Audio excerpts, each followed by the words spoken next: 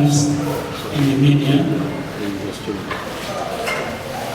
for corresponding to our invitations, notwithstanding the sharpness of the notice.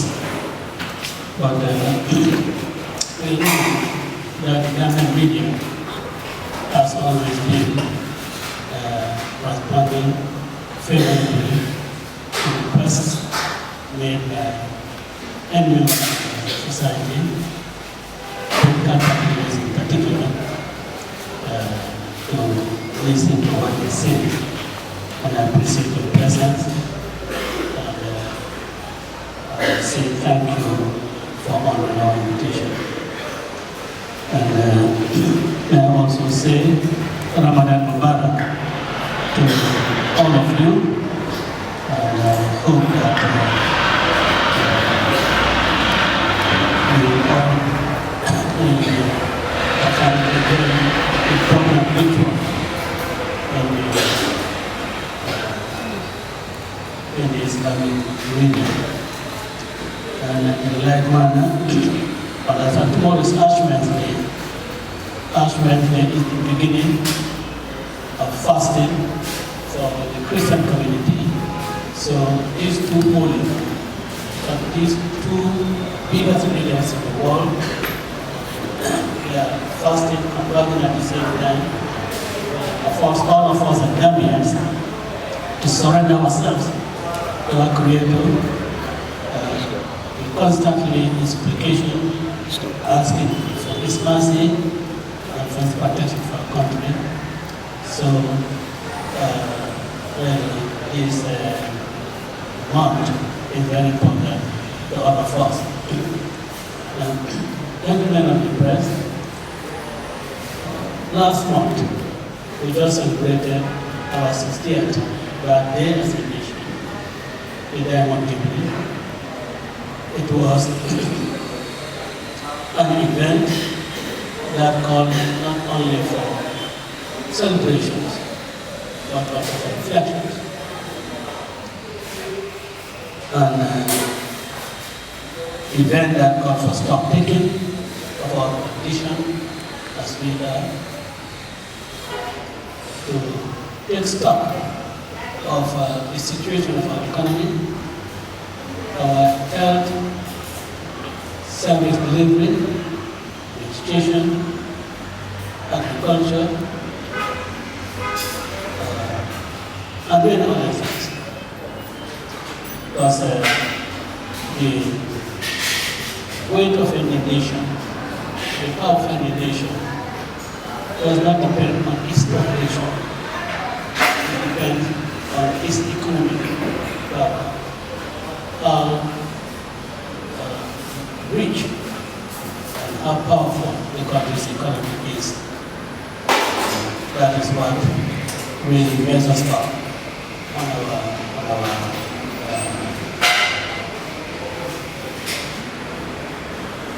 on our power as a nation. According to what we have in government circles, that the growth rate of the economy of this country will be about 6% annually. It's a very ambitious projection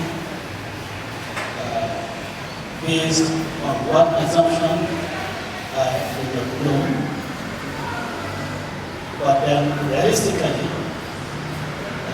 the projection probably should be between 3 and 4%. Annual growth rate. Many countries' development, or the growth of countries' development, is really based on its budget. How has our budget tried to address inflation in this country in order to improve the standards of our people? How are we doing with the cost of living so that people can live a respectable life how much is food security, not the talk of food security, food security, how much is food security available to us as we can secure.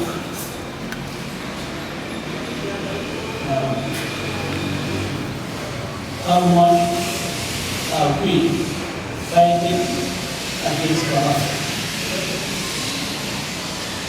These are issues that really, or some of the issues that really impede on the economy of the economy.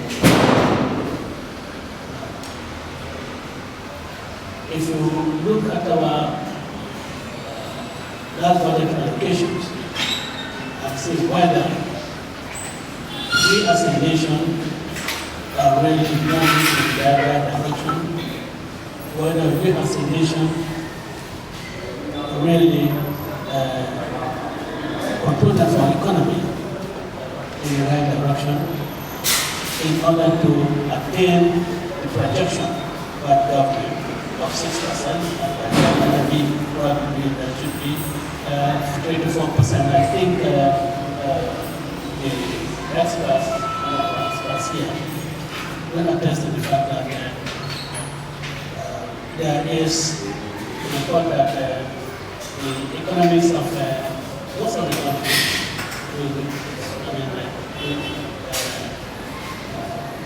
their growth will be sluggish, and in fact, some of them will contract.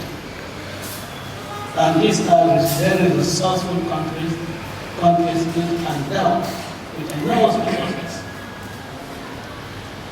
With us, we are not endowed with any resources, and what our budget shows is that instead of investing in the areas that will advance the growth of the economy, we are investing in areas that are not in any way advancing the growth of the economy. The allocations attest to this. President's office, we have $1 billion. Minister of Foreign Affairs, about 1.9 billion, about 2 billion in fact. Finance, 2 billion. The centralized services, 1.6 billion. And centralized services are really supposed to take care of expenditures for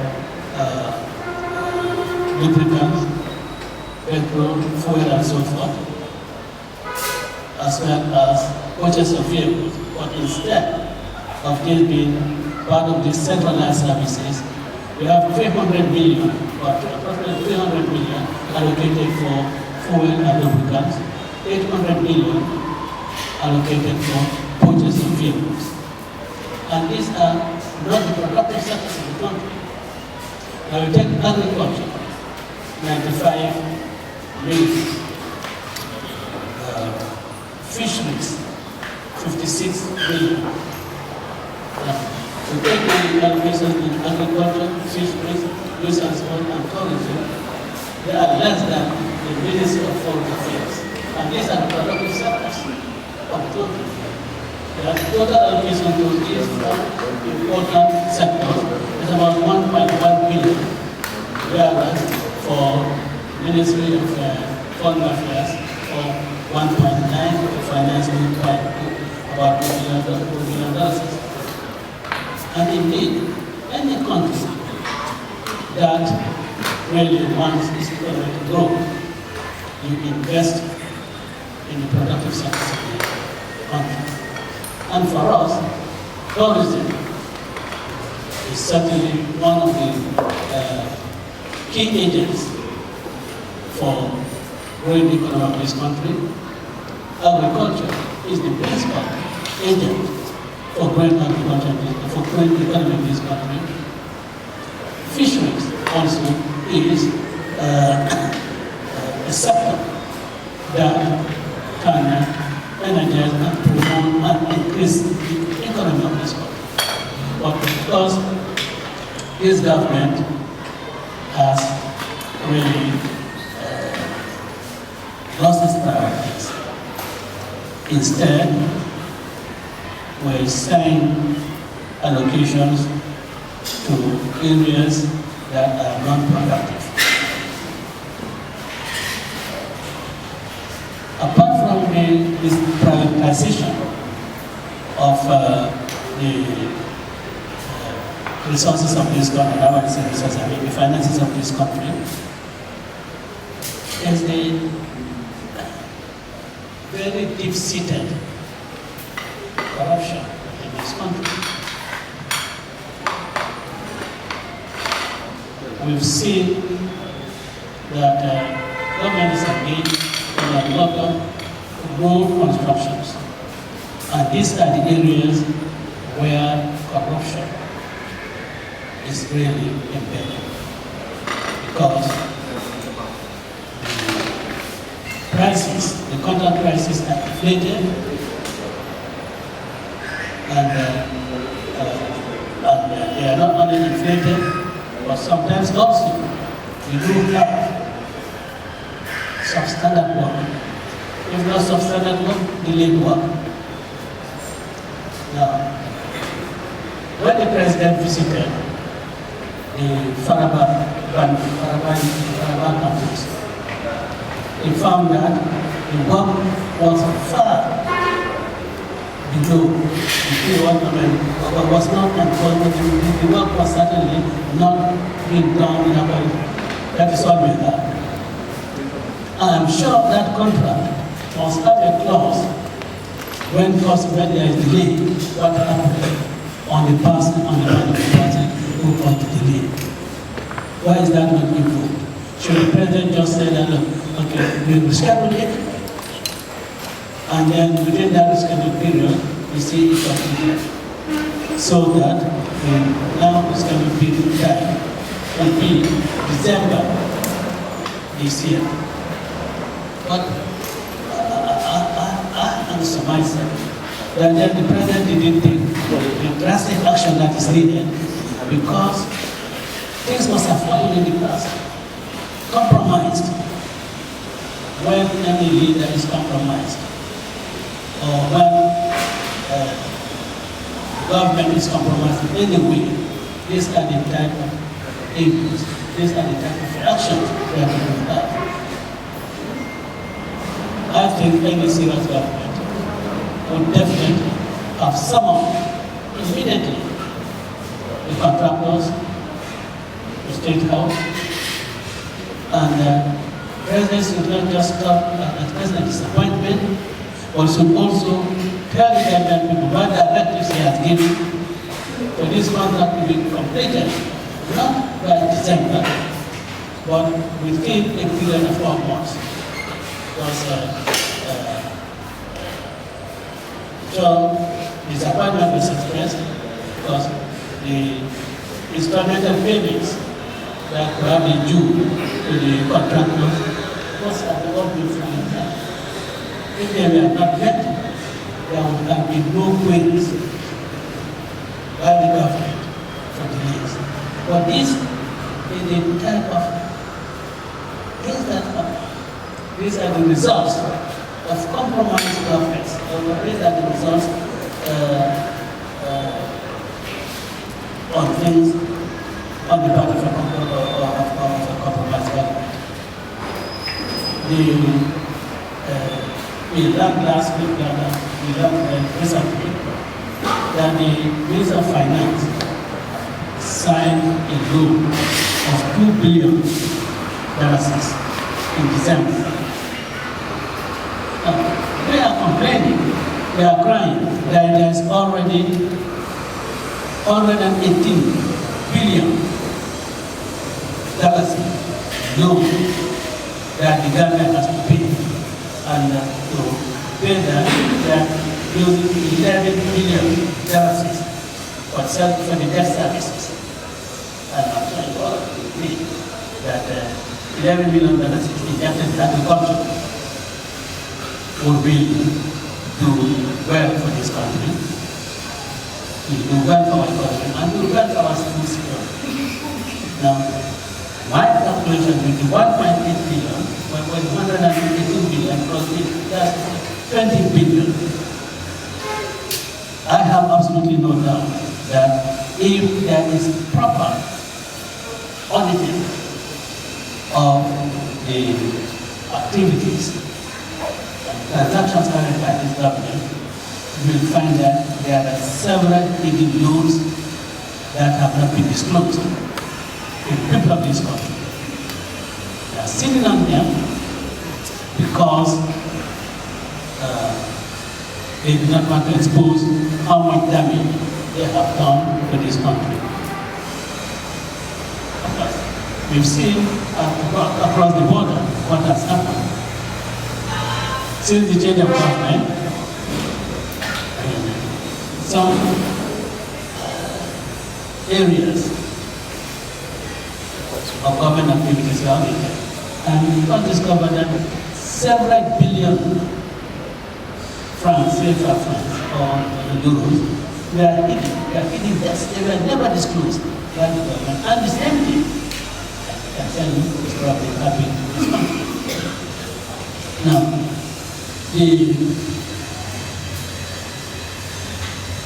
and I wonder why the Minister of Finance has not really disclosed this group. For all I know, it was not indicated in the budget speech, and if you have it was not mentioned in the budget speech. But I believe the budget speech really carries everything, or should carry everything that affects the economy of the country, and certainly these $2 billion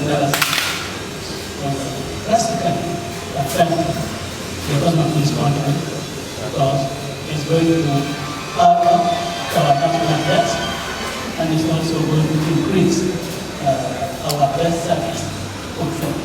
So this should be understanding. But all these allocations and the development projects that have been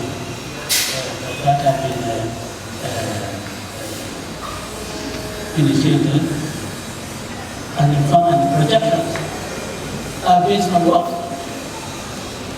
As I said, we are not a country endowed with resources. We have our agriculture, we have our fisheries, and we have our tourism. We are not as endowed as Nigeria or even Senegal, because now that Senegal they are good at resources. And even other countries that are grappling with their with some sort of crisis are not, and the ones that's really most of the fact that all their activities are being financed from our resources. Now, these projections are based on what? Our group is based on what? On loans. And we are not even sure whether the loans that we anticipate that we will get, we may not get. Maybe you anticipate $5 billion in loans, and it ends up being $3 billion or $2 billion. Grants may not also all be realized, and of course taxes also, and the taxes are also based on projections that are so much will be collected into taxes, and all these added up together is what is taken as an assumption to protect our economy. And these assumptions, which really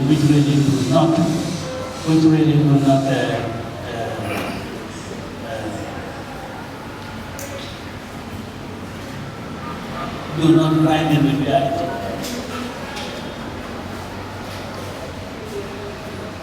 The corruption that we've been talking about find it in appointments, we find it in promotions, we find it manifesting itself in other ways. Now, what we are faced with is our national assets have been gradually sold. And now when I say sold, I say sold with great caution.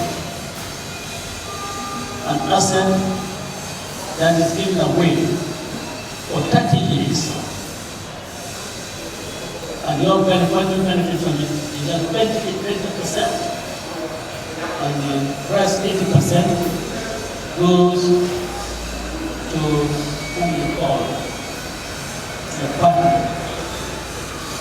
That is absolutely self. But for 30 years, women do not have any control over the assets. That is absolutely self.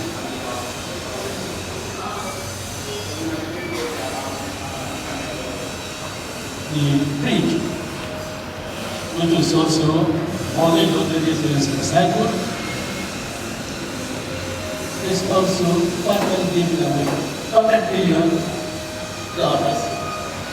for a period of 15 years. We are giving it away. It does not belong to the benefit of the country. And you know what? We are having promises of having new roads. And what is happening is African's Bank is providing the loan, is providing the money. No GRA is not a government. So GRA itself cannot take a loan. So what they are doing is to pass this through the central bank. And then of course they issue bonds for this to be put in the market, the financial market, in order to raise, I think it's about 75 million. I'm not too sure about that, about $75 million. So, you can see how manipulative the government is. It's GRA that is the beneficiary. GRA cannot take the loan. GRA cannot take the loan. So you use government institution, you take it, and then you have a bank here, where we pay the cheapest rate of the dollar, and then the fixed rate, and so forth. And all these are avenues through which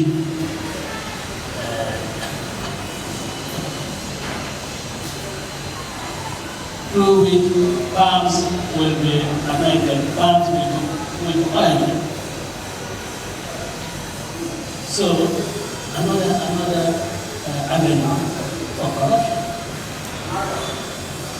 When I talk about the giving you an answer for 30 years, I'm very specifically to the government hospital.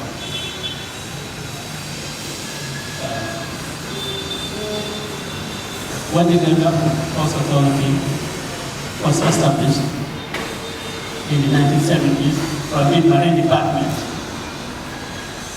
to a fully fledged state corporation, it was in the its first managing director was Captain Sala. Captain Sala did an excellent job as managing director of Government Post Authority and understanding of the alumnus, the bachans, the motivates, the gardeners. They came in, even Jiba, in James and did wonderful work.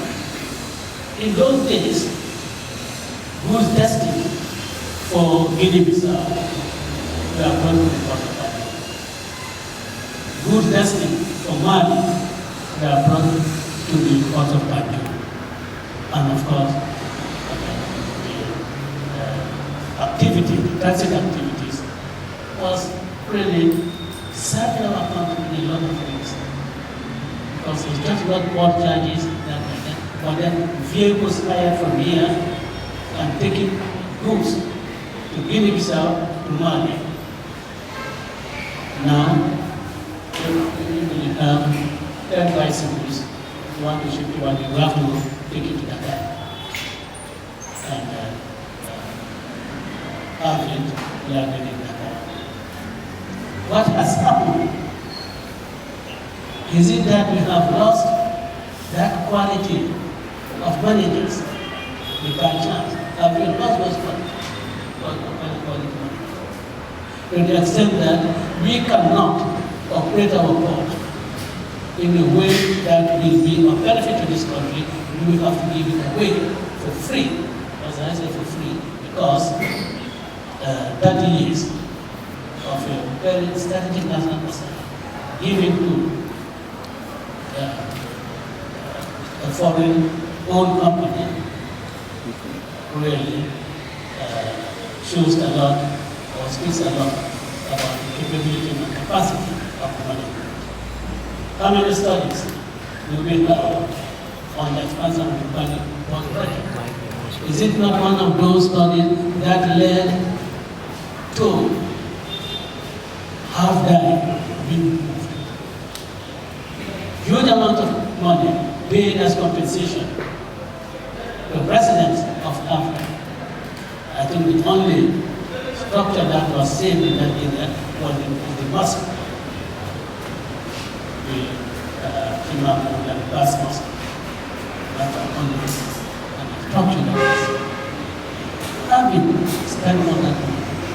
And it was done on studies that were validated. Why can't we implement that decision? Why do you give it away to a company? I'm not against private company or foreign companies coming together. I wanted it. I wanted to come in. But our strategic national asset, I think, should be in the control of the government. I think when government wants to have resources to develop the Ghana puzzle, to develop our hub, I think they should have really organized conference of government entrepreneurs. And I believe they have sages, they have economic experts, they have financial gurus in this country who will come out with suggestions that will ensure that Gambians, if they do not have full control or majority shares in the Gambia possibility, they will certainly have shares that are sufficient. But to give everything away for and not affording the Gambians the opportunity to really buy it, I think, or to invest in it, I think that's really been a great deal of service to our country and putting our national assets in the hands of foreigners. After we have seen how Gambia Commercial and Development Bank was government owned. Today we have a lot of Gambians who have shares in Trust Bank. Gambia Commercial and Development Bank end up being Trust Bank. Could such a scheme not have been worked out? So that with the Gambian people participate, people ways and means of raising funds to really develop the banking pool with standards that meets every international standards. But again, this government certainly got up there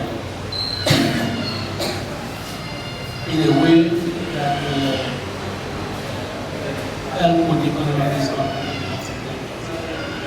When we come in, we make sure that the economy of this country is put in hands. We hear Gamsel and Gamtel also are likely to be so. If we go across Nigeria, we find that the telecommunication industry is completely in the hands of the government. What have we not said? If you want to sell Gamsel or Gamtel, Why don't we give it to Gambians? Why try to make arrangements with people from God knows where, taking these very important national and very important national assets.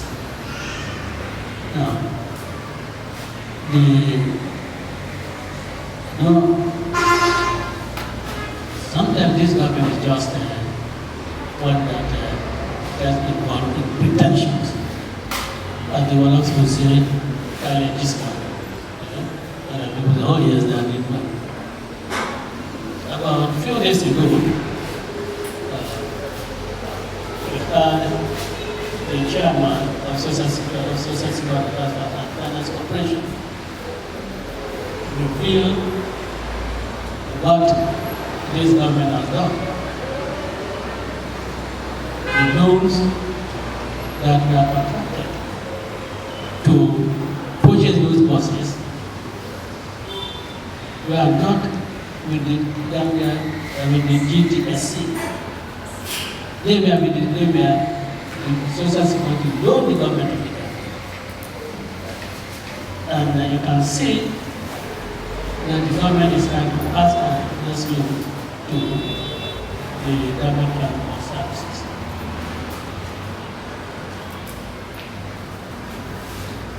Yes, government transport services is responsible for provision of public transportation in this country, but they do so within their limits. If they do not have the financial backbone to do so, I don't think they will get involved in it, because the profits that they will realize would not be, they will not have they will certainly do not have the financial backbone. But government forced it, I tell you this with a high degree of certainty. Government forced that project because Cardiff Municipal Council was introducing the urban transport services, urban transport services. They say we preempt them, but their target was to do September last year. That was the target of the Cardiff Municipal Council. So they said, we'll just sweep the carpet under them. We'll get Social Security to give money to buy buses, and we say we did it.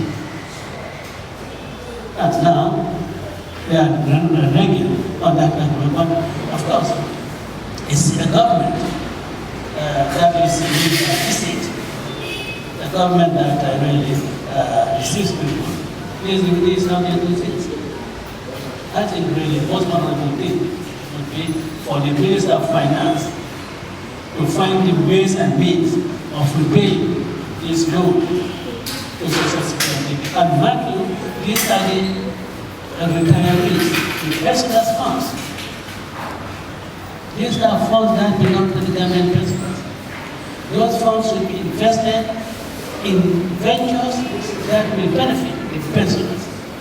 You cannot take pensioners' funds, put it in this type of enterprise, and then you start arguing that you are responsible or that one is responsible. So there is a high risk of the Gambian pensioners losing a very significant part of their contribution to the funds that Social Security operates. But a government that sits at attires and then say, "Man, boy, finally, one man you're fleet." This is the type of decision they take, and not in the interest of the government people. Now, and I'm not sure really how much the president, whose special project was this, I'm not sure how much thought he gave to the pensioners, and so whose monthly pensions, I do not think have been increased for the past years. Well, I'm saying they did. there would have been announcements of it. There might have been announcements, which I didn't, but I doubt if there was any. So the protection of the pensioners' funds should be very paramount with this government, because it was one of the issues that came out in the Jammeh Commission, that how Yahya Jammeh, dipped into his hands into these institutions. So this should really have been very clear to them that he shouldn't really get involved in that. Now, there are a lot of things. Currently, we have the is it Bahoum? Is it Baboucar Bahoum? Bahoum. We have the Baboucar Bahoum and Bintanjai saga. Very unfortunate. Very, very unfortunate. And this why at one time I gave an unsolicited advice to the Inspector General of Police to say that he should be very careful in decisions that he takes, especially decisions that appear to be of a political nature or affect politicians, or issues leading to that decision have some political undertone. And I advised him, although he didn't solicit the advice, that he should be careful about it. He should be careful because he is the brother-in-law of the president. And any actions taken by him that looks or give the impression of being biased would just be attributed to the fact that he is doing so because he is the president's brother-in-law. And this might be one of those cases. I do not really buy what I see in the social media that probably the first lady was involved. I do not buy that. Because sometimes people just do things and you say, doing so already please Mr. X or Mr. Y. Why is it? What Mr. Bahoum did was outrageous, was unacceptable.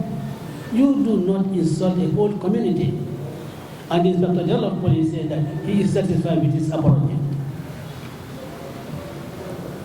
That is not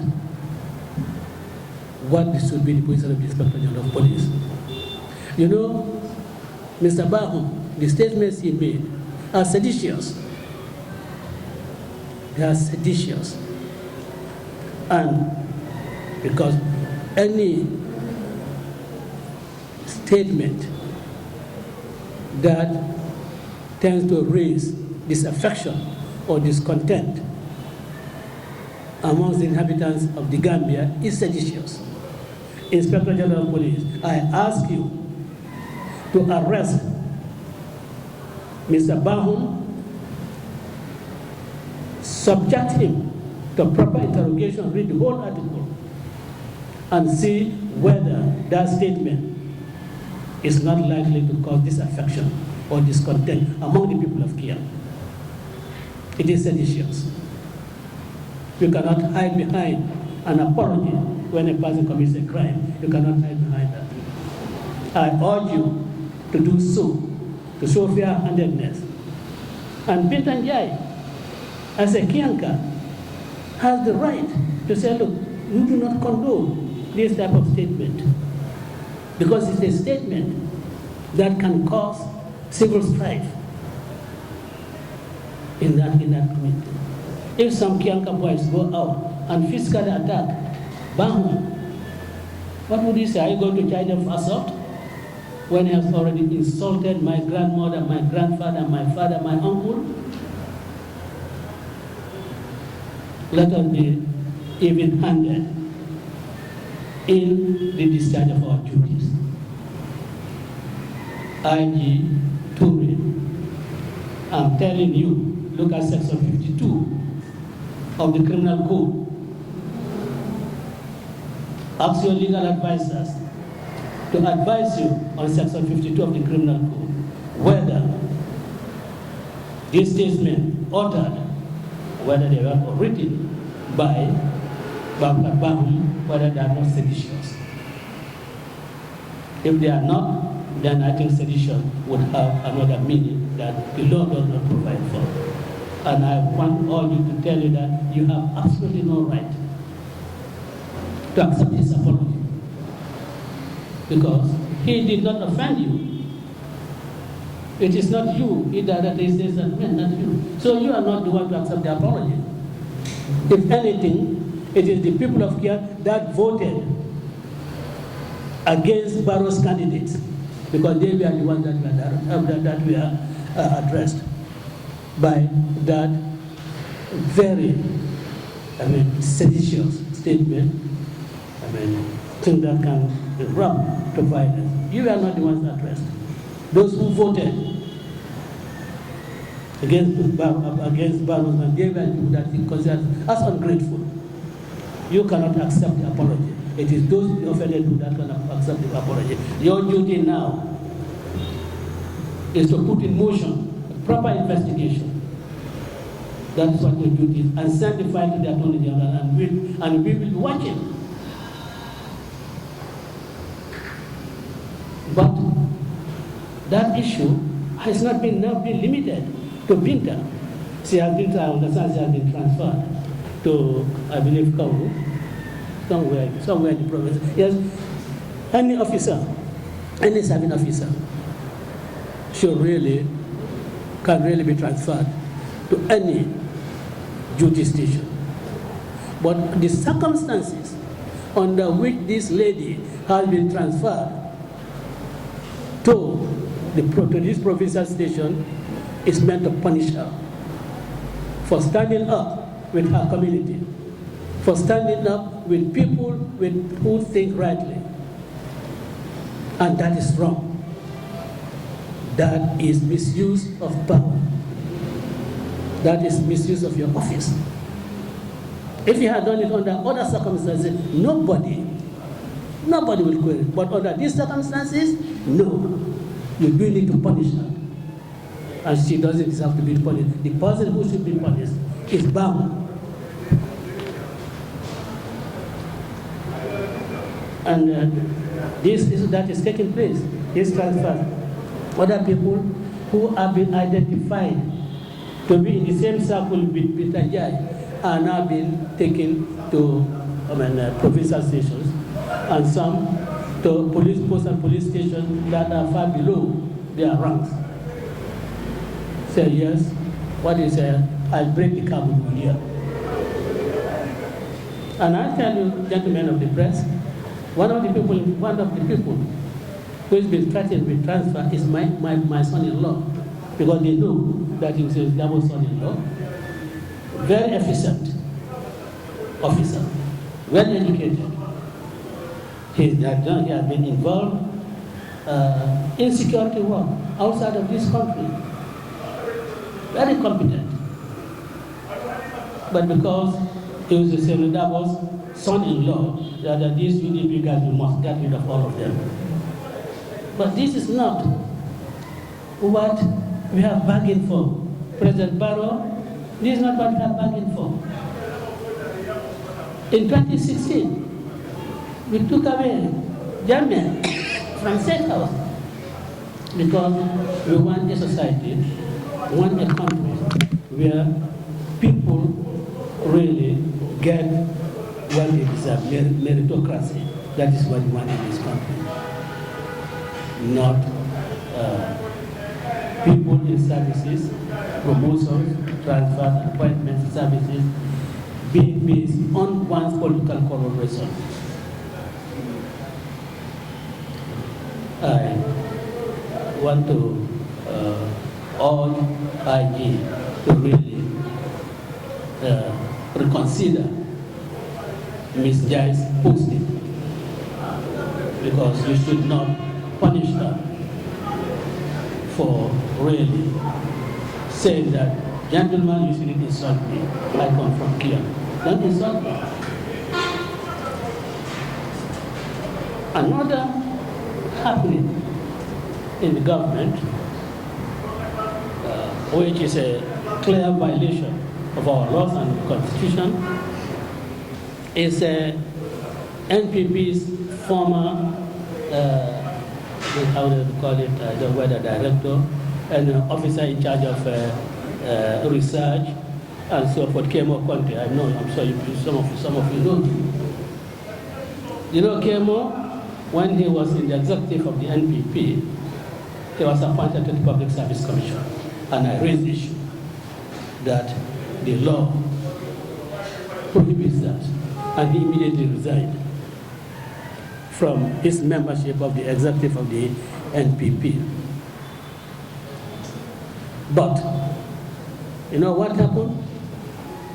After that, he was appointed as deputy chairman of GRTS. Deputy chairman of GRTS.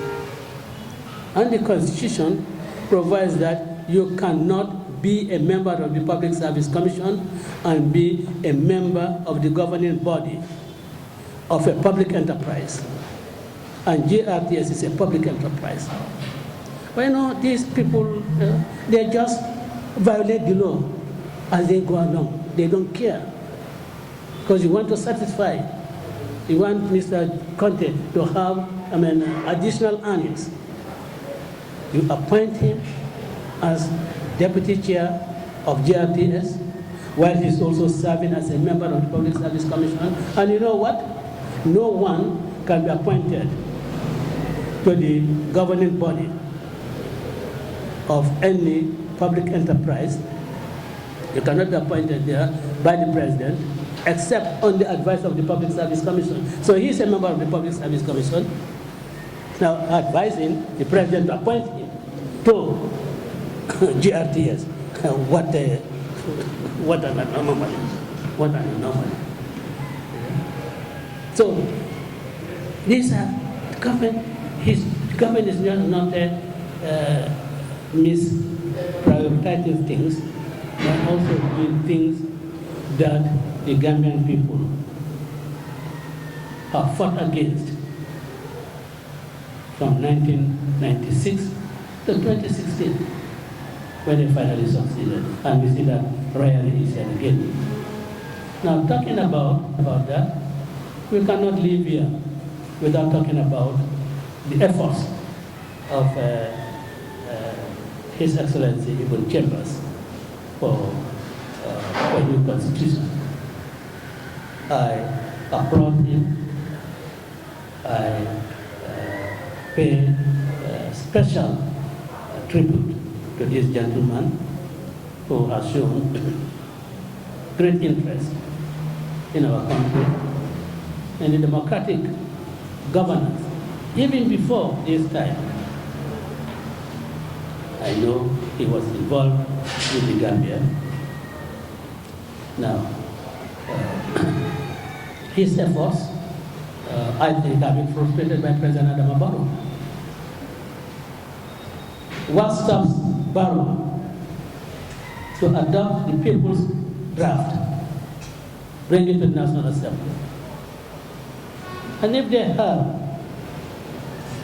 any grounds with any provision of the 2020 draft, then bring it to the floor of the National Assembly. That has always been our position, that whatever changes you want to make to the 2020 draft, come with it to the National Assembly. And if you are able to convince the Assembly that changes should be done to any particular provision, let it be. But can't go out there, sit there, and believe that you can draft any document and push it down the throat of the Gambian people. Well, the United Democratic Party may agree, but not under my leadership. Because I want a constitution for the Gambia, but not any constitution. And my thinking, because if I say not under my list, I know that the thinking of the United Democratic Party is that the 2024 draft, Barrow's draft, should not be the one that should be presented to the National Assembly.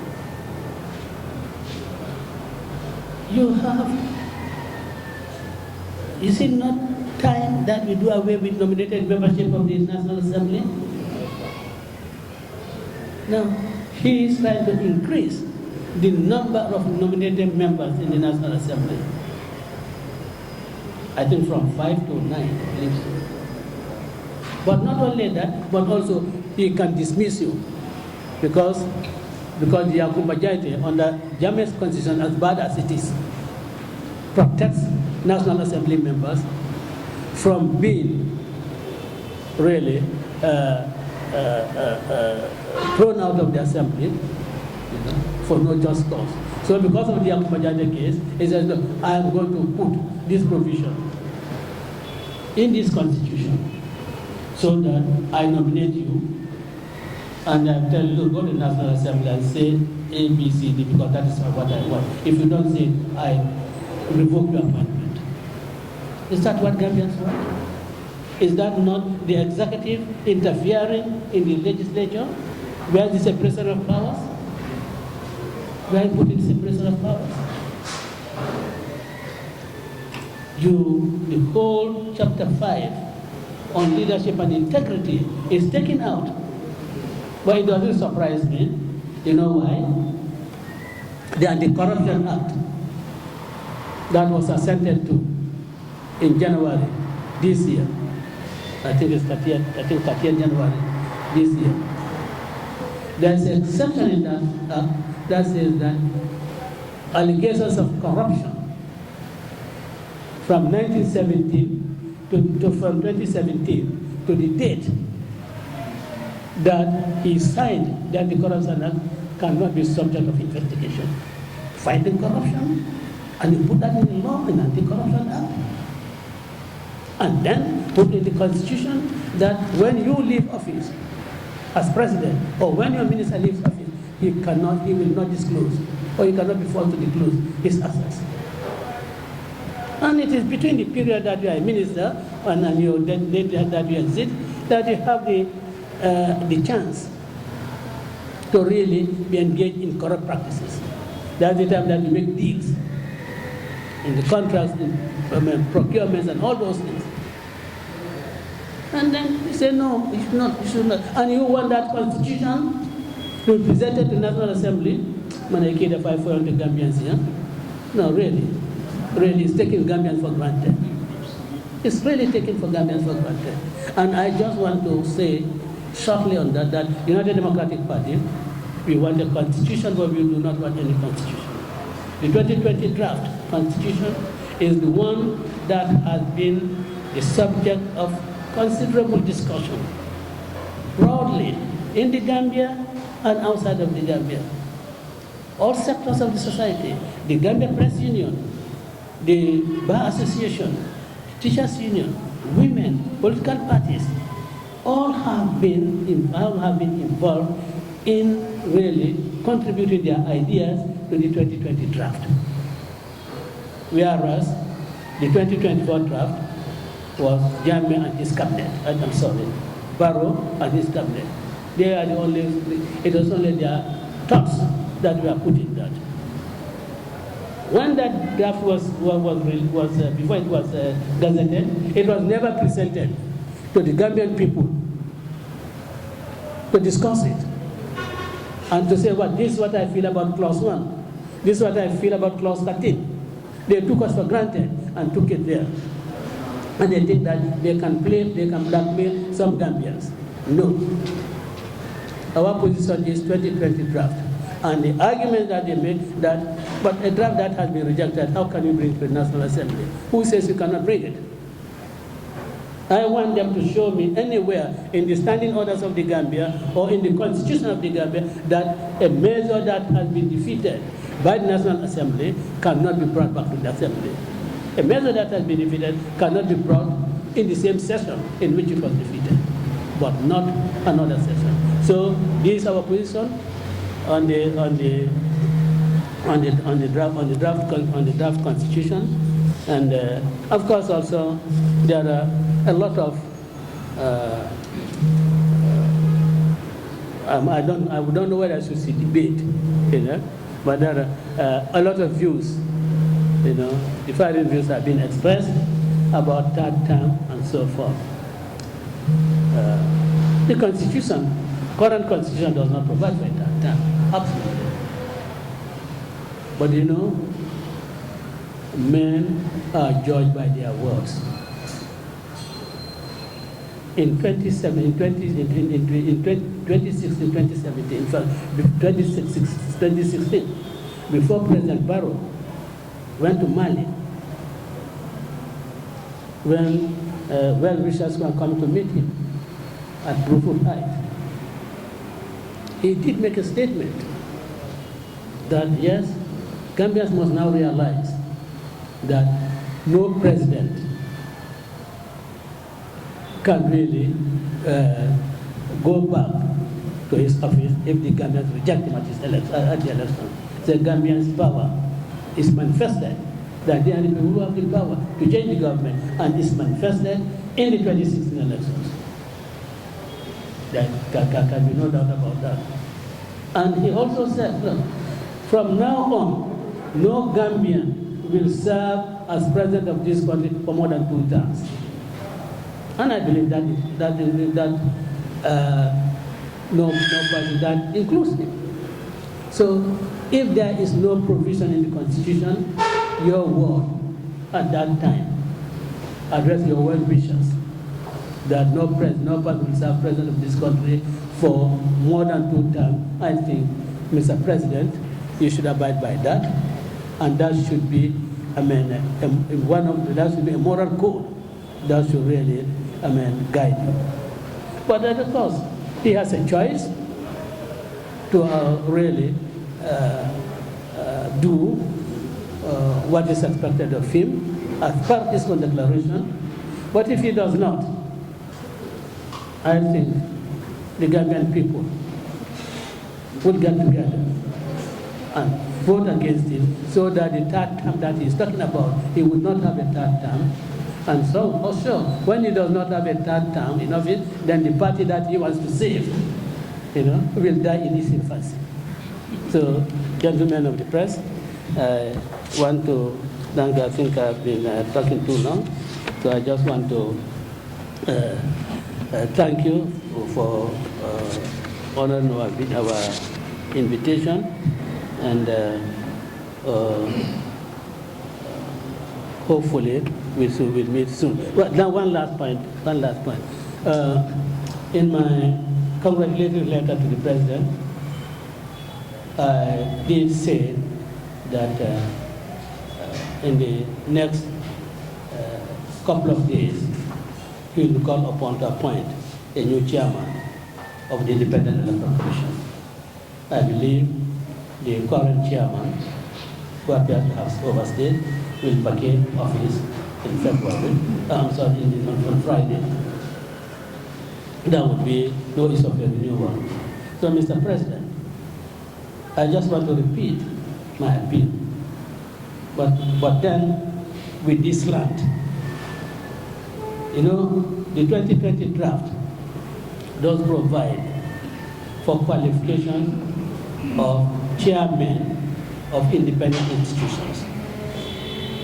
I believe also your draft also has a similar provision, and that is to say that the chairman of independent institutions like Human Rights Commission, Independent Electoral Commission, must be judges of the Supreme Court, or a person, or a retired judge, or a person qualified to be a judge of the Supreme Court. Mr. President, if you believe in your 2024 draft, please look for a judge of the Supreme Court, a retired judge, or a person qualified to appoint as judge of the Supreme Court, appoint him as chairman. Don't appoint someone who does not have that qualification. Because there is a deeming provision that the Independent Electoral Commission or the existing institutions will continue to be the institution as if they were appointed under the constitution that we expect the government to follow. So you wouldn't have any limit provision. So I ask you, Mr. President, that there are judges to show us that you really, if you want your own constitution, please act now and appoint a judge as chairman of the Independent Electoral Commission. I thank you all, gentlemen.